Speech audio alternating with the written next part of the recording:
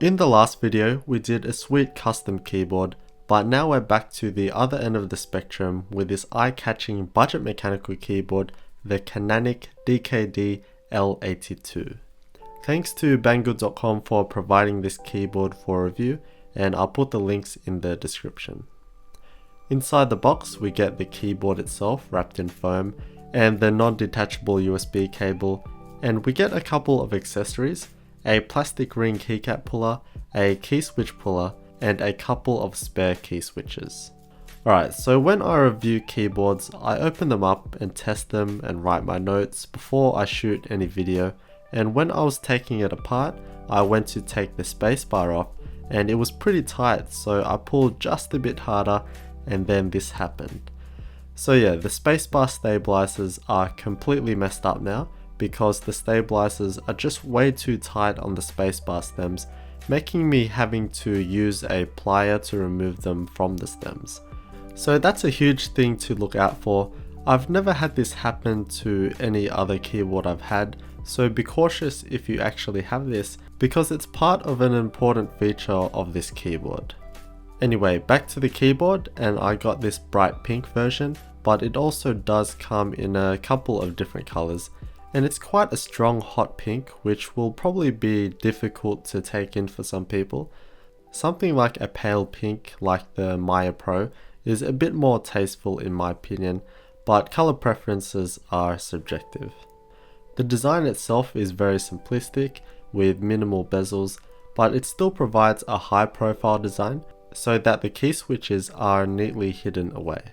The sides of the case are in a glossy finish, but it doesn't really pick up any fingerprints and keeps quite clean. Looking at the side profile, and there's a slight natural inclination to it, and these are using the normal OEM profile type of keycaps.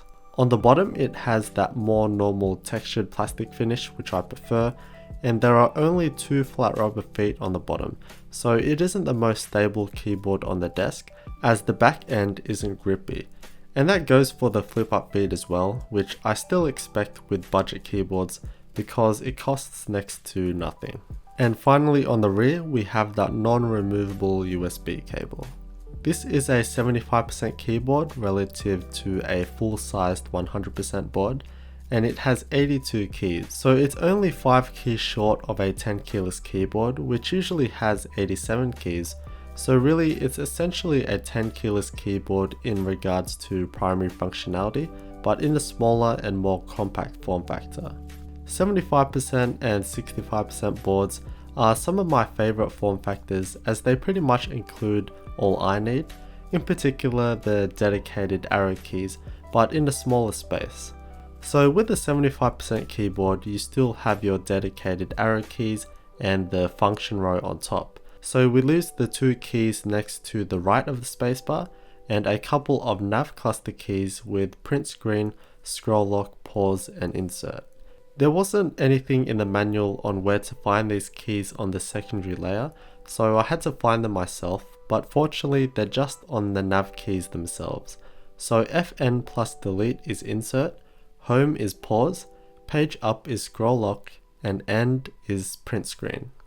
I still wish that they had labeled these secondary functions on the keycaps themselves, just like the function row keys, because I did find myself forgetting what was what sometimes. And this 75% form factor brings an unusual layout. In terms of actually using it, I found absolutely no issues at all. Everything is pretty much close to normal except for the small right shift key. However, in regards to keycap sizes, they're far from normal. This layout is exactly the same as the Ajaz AK33, which also has a problem of keycap compatibility, making replacing the keycaps close to impossible, especially on a budget. So first there's the larger 1.5 unit escape and delete keys in the corners. Those ones are especially tough to replace correctly. And then we have this cluster here with all 1.25U keycaps. So unfortunately it's not great for customizing how your keyboard looks. The keycaps themselves are made from PBT plastic, which is good, and are double shot, so the legend is another piece of plastic and will never fade away. However, they're very thin at 1mm and don't feel particularly great. In the hands, it doesn't feel the best with its plastic enclosure, and it definitely feels quite plasticky, but it still has that bit of weight to it because of its steel internal plate, coming in at about 740 grams. And there's a bit of flex which is to be expected, and that translates to the typing experience. The typeface or font is fine, I guess, being neutral enough, although with the LEDs off, that darkness doesn't really match the pink and brings the brightness of the keyboard down, making it look kind of murky. But yeah, the keyboard does have backlighting, and there's a couple of effects that you can play with. It is a white backlight, which is perfect to match with the pink in any setup, and of course makes it simple for the other colored versions of this keyboard. Although the legends are still pretty dark in normal lighting. The key switches in these are Content Blue switches, which are just another Cherry MX Blue clone, so they're loud, clicky switches, and for the most part perform and feel the same-ish.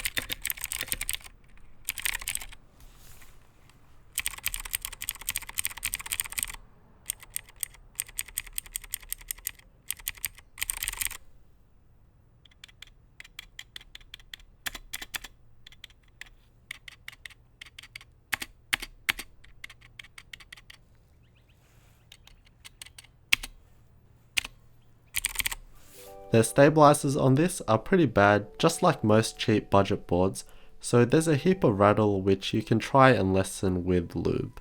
And the spacebar was rattly as well before it broke.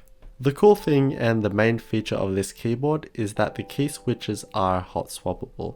So using the keycap puller, you would take off the keycap, and then with the key switch puller, you press in the two tabs on the top and bottom of the key switch, squeeze and pull up.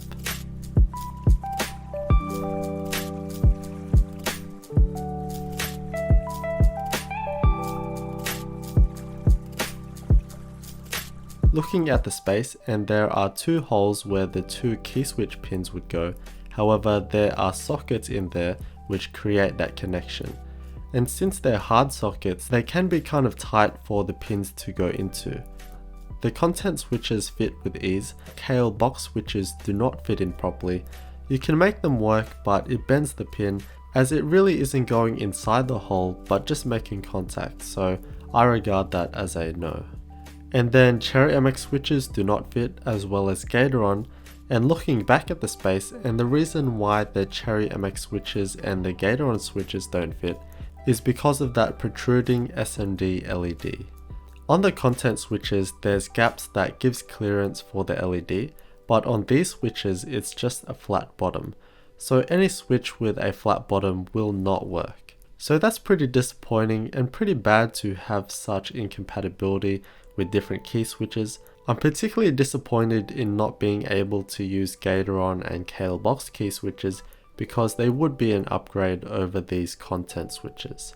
While it is a requirement to have SMD LEDs for hot swappable boards, they could have designed the PCB better, plus they're using some pretty thick LEDs. And I guess still being able to remove a key switch without any soldering equipment is still a positive, but it's definitely very limited. To open up the keyboard, you have to remove a couple of Phillips head screws on the plate, and then you have to pry it out, which is pretty tough. I used a keycap puller to get a bit of leverage to pull it up, and then I just had to work around the case.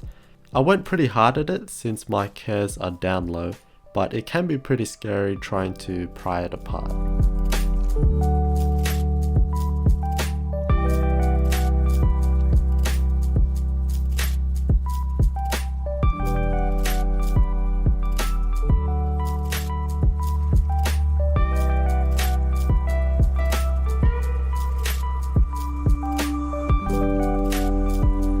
It's a very simplistic case with about 2mm thick plastic, There's a bit of ribbing on the bottom surface and the standoffs are just tapped plastic.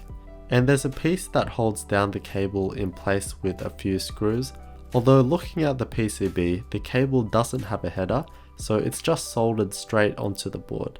So it's not removable anyway unless you desoldered it, of course. The PCB itself is very clean, and what you see where the key switch pins would normally go are the sockets that are soldered in instead.